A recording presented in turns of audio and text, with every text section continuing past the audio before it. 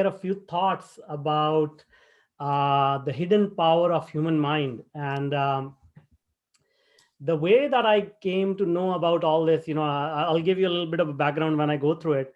But this came about with a lot of research that actually came about through my personal experiences.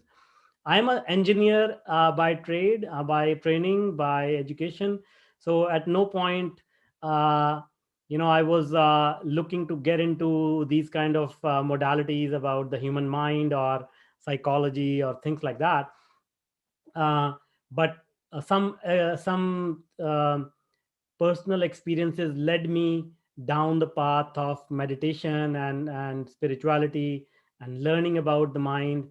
And since I have a background in software and IT and engineering, I saw a lot of parallels between the human mind and how the technology works. And then on top of that, when I got into the business side of things, I found that business is nothing else but emotions, and how we process emotions and how we feel about certain people, certain products, certain services. So this is like this workshop is a combination of how our mind applies to all these modalities and how we can leverage this knowledge for our personal growth, business growth, and professional growth.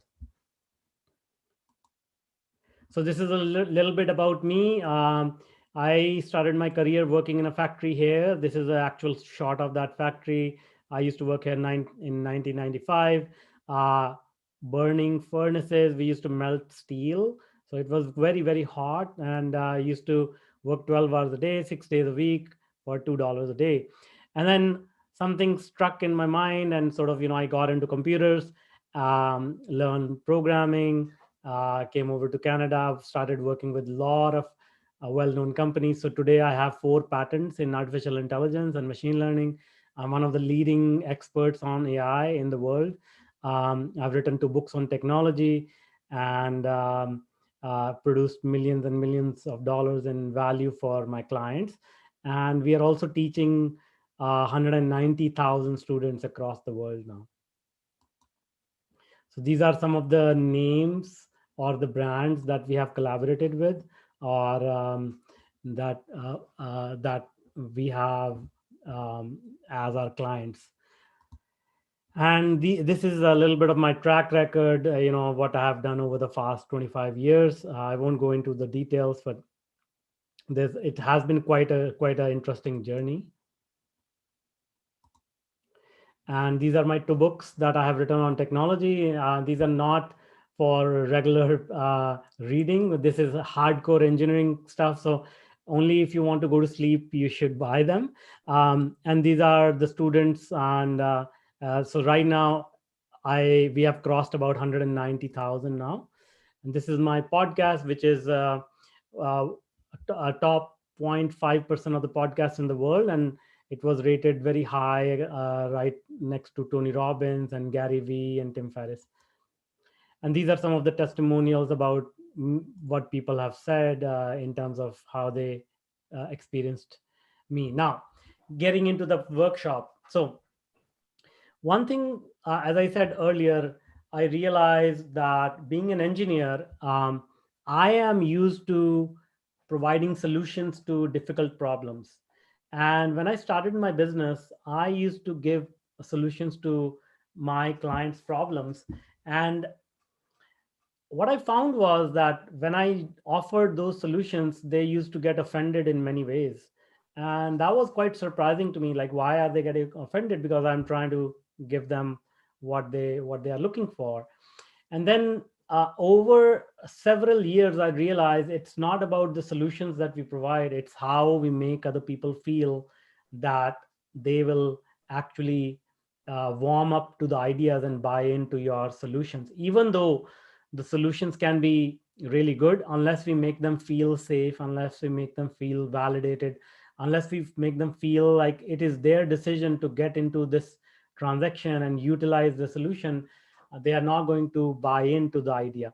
So that's where a lot of these learnings came from. And as I said, um, being a student of meditation, I also understand how our mind works. And so putting all those pieces together, um, came into this information that I'm sharing with you.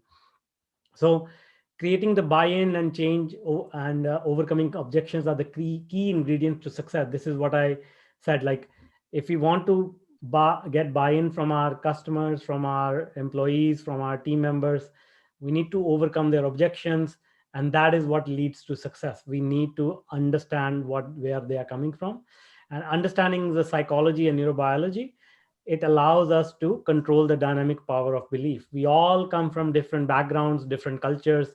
We all have different belief systems. We all have different priorities.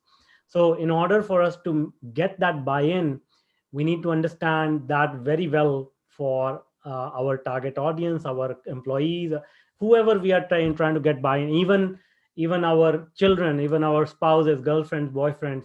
If we need to get buy in, we need to understand what is going on in their mind a little bit. So the more you understand the mindset of those you intend to persuade, the more dynamic and focused your efforts will be. And a key part of using psychology is understanding demographics of those who intend to persuade.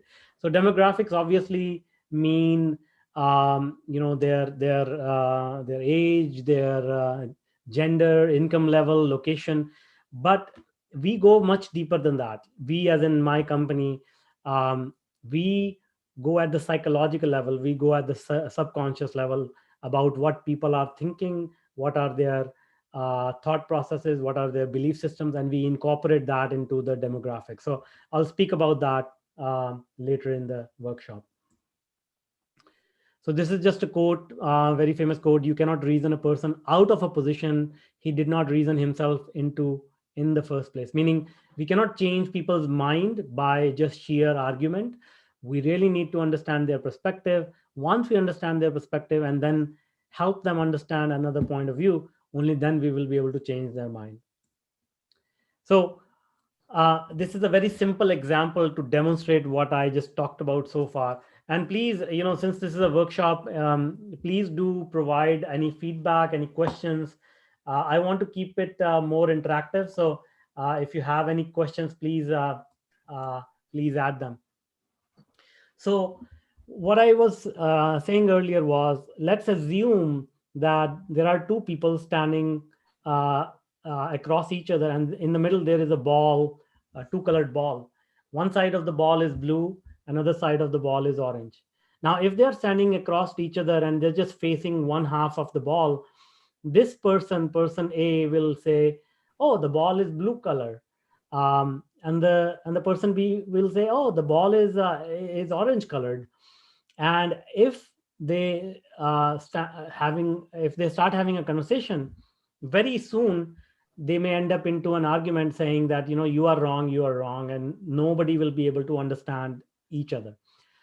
Now, if one of them moves from their position and comes on the other side, then the conversation will be totally different. And they say, "Oh, okay, I see what's happening here.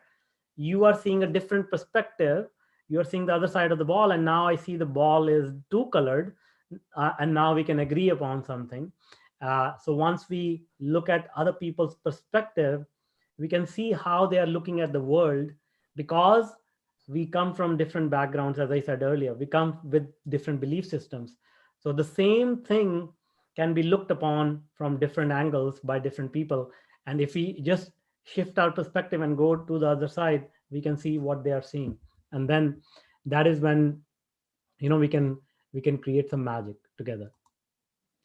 So now, coming to belief systems.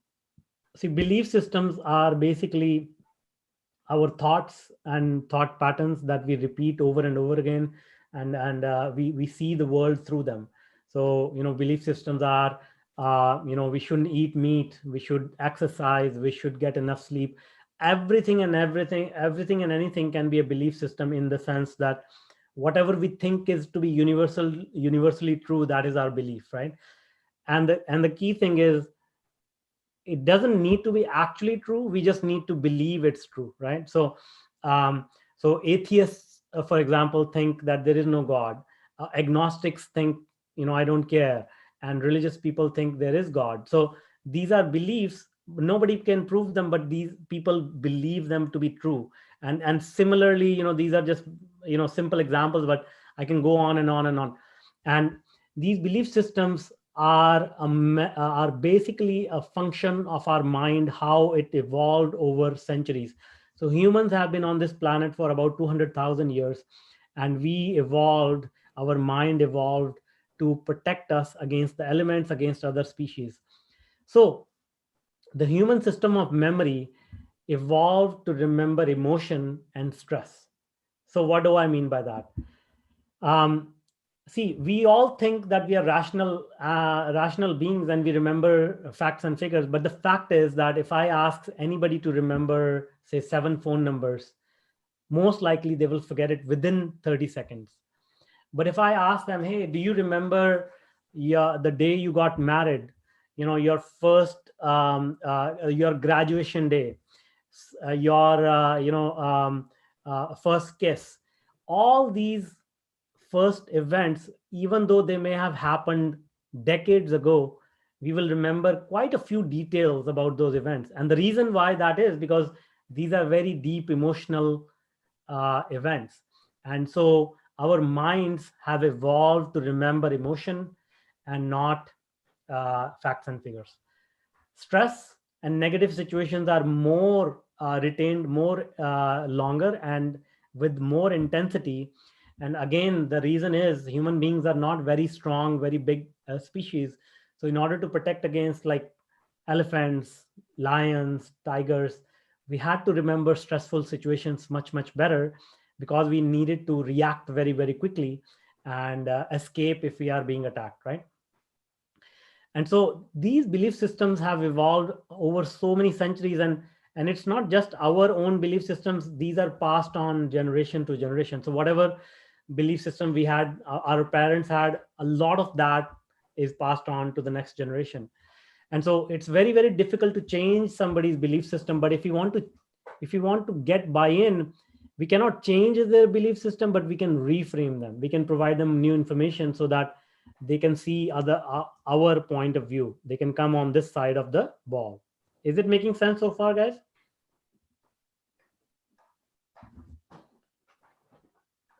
Please. Okay, great. So reframing of this information can occur in many different ways, but the most powerful way is influence from our peer groups. So what do I mean by that? So peer groups are our people who we consider our friends and family, our people who care about us, who we can trust, especially people who are in the same social status, same economic status. Those are our peer groups. And we know that because if somebody recommends a product or service to us, 92% of the people will trust that recommendation and they will try it. So that's why things like testimonials, things like case studies work so good, because we can see our peers in that case study. And the reason why this is important is because of something called mirror neurons. So we have billions and billions of neurons in our mind, but there are some specific kind of neurons, mirror neurons, which help us experience the same emotion that somebody in our peer group is experiencing without actually physically going through that experience. So what do I mean by that? So I mean, with an example, I'll share that. Say if you're sitting with your friends and family and watching a movie at home, a comedy movie, and somebody laughs at a joke, you will most likely get a smile on your face because you will be feeling the same emotion of laughter, of fun, as the other person is feeling, because they are in the same peer group. Now, if you're sitting in a theater room with a bunch of strangers watching the exact same movie and a stranger laughs at a joke, you may not feel any emotion. You will not feel anything because those strangers are not in your peer group. So that's how powerful the influence of peer group is, right? And then comes the storytelling part. Um, Storytelling is so important to make ourselves memorable, because stories are what carry emotion in them. So again, a good example is like, When we hear the stories, uh, famous movies, Star Wars, Matrix, Avatar, any movie, it'll have a lot of detail about the struggles of people. It'll have a lot of drama, a lot of ups and downs, and those are the things that give us that emotional impact, and we remember those stories very, very vividly.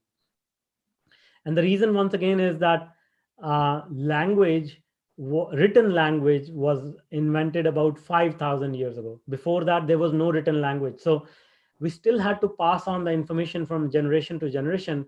And that was done through stories, because that's the only way we could remember the emotional aspect. Um, and I'm not a particularly religious person, but to give you another example here, most of the religions, but I do read all the religious texts, so I can speak about this. Most of the religious, all the religions, they talk about the same stuff. Love your neighbor, be a good human being, don't steal, don't lie. But you will notice that in each religion, or these uh, good qualities are portrayed in stories. They'll have a story about a king who had a war, who had a lot of challenges he had to overcome, and things like that. But after all the whole story is told, then they'll give the actual meaning of the story, and they say moral of the story is don't lie, moral of the story is be brave, things like that, right? So that is the power of storytelling, and we need to incorporate that in our business, in our communication, because that's what makes it memorable. Yeah. And now comes the engineering side of me, where I always focus on uh, the evidence, the research, the science behind everything that we do in my company, and stuff that we do with our clients. So when we take all this in the business context, there is a theory called diffusion of innovation, and this theory is proven over and over again, and multiple industries, multiple countries, multiple economies. And this theory is about trends, the trends that we adopt as human beings for any product or service.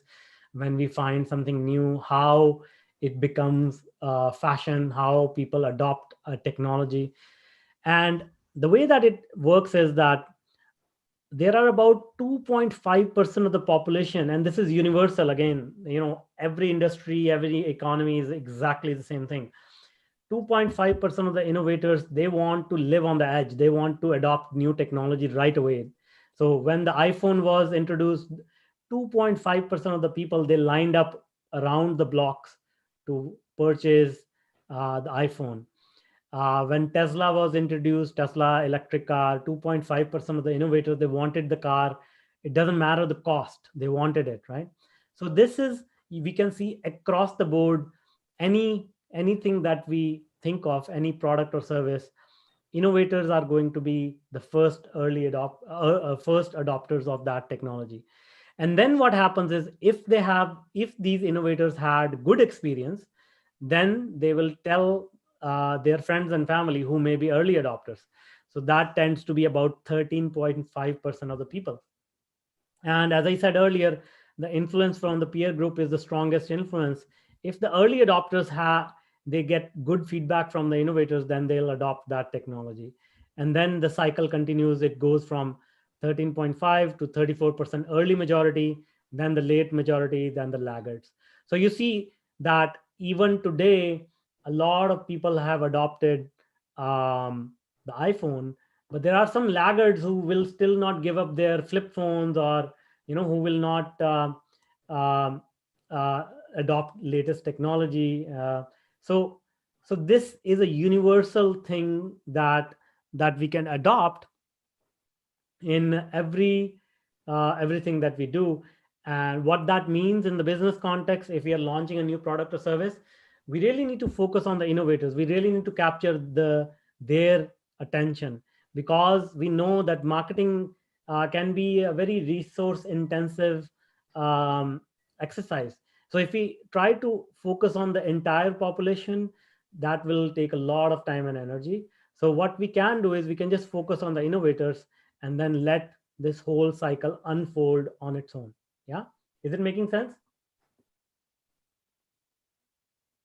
Please do ask any questions. Yeah, awesome.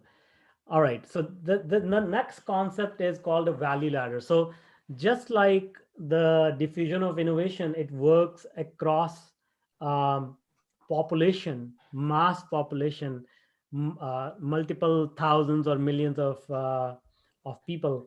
Value ladder works at an individual customer level. So what does that mean? See, when we acquire a customer, it takes some time, energy, resources, money to acquire a customer. So that could be advertising cost, that could be opportunity cost, that could be the salary for the sales team, whatever that is. So there is a cost associated for acquisition of a customer. Once that customer has come into your storeroom, after that there is no cost to upsell them on further on more services. And the other thing is the way that human beings work. We like to take things slow. When we establish trust, then we open up, we are able to spend more, we are able to take advantage of more services and products. So this is an example value ladder for a dentist. So the dentist can say, hey, come in for a teeth cleaning and it's absolutely free. It will be done in 15 minutes and you'll love your teeth, right? And this is a no risk offer and people will say, okay, I'll try it. And if they have a good experience, then the dentist can say, okay, why don't you stay for whitening? It'll take another 30 minutes and it'll just cost $50. And if they had a good experience in the teeth cleaning, they'll say, oh, okay, yeah, whitening sounds good to me. And then after a week or 2 weeks they can come back for a retainer. And it's not like everybody will start to buy the larger products, but a certain percentage, just like here, you'll get 13.5, 34%. It will be a certain percentage of those people who will like to upgrade to newer services, more expensive services. So the value ladder works in that sense that we get a lot of people at the bottom, and then we upgrade them, and certain percentage of people will go right at the top of the ladder and pay premium pricing for premium products and services, right? So this is how we can structure our business for longevity, for growth, organic growth, and minimize our cost on acquisition of new customers, but maximize the lifetime value of the customers. We can use storytelling. We can understand the subconscious belief systems of our people to capture their attention and then address their needs. And when I talk about the subconscious mind, we all have dreams, hopes, and objections. And this is what I was referring to earlier when I was talking about demographics. It's not enough to say this person, our target demographic is, 25 to 30, and they live in Malaysia. If we talk to them, we will see that we all have some pain points that we want to address. We all have some dreams. We all have some objections. So the pain point could be that I don't know how to move my business to a scalable online model. And most people will not spell it out like that, because they don't even know what is their pain point. They'll just say, my business is not growing. But we need to talk to them and sort of discover this pain point. Their dream could be, my board and CEO approves my work and appreciates it. So again, they are not going to openly say, hey, I feel underappreciated. But when you talk to them, you can read between the lines, and these are their dreams. And the objections could be, I don't trust consultants or any external help. I think I know everything. So these are some of the objections we can collect. And so now you can see that you really are dialing into the subconscious mind of your target audience, and utilizing all these factors, you can make your message very sharp, very targeted, very effective, and memorable, so that even if they listen to what you have to sell, what you have to offer, and it doesn't work out for whatever reason, they don't have the time right now, they don't have the money right now, but that message will stick in their mind, they will remember, and as soon as they are in a position and need to utilize your product or service, they'll come back, right? So that is the hidden power of the mind.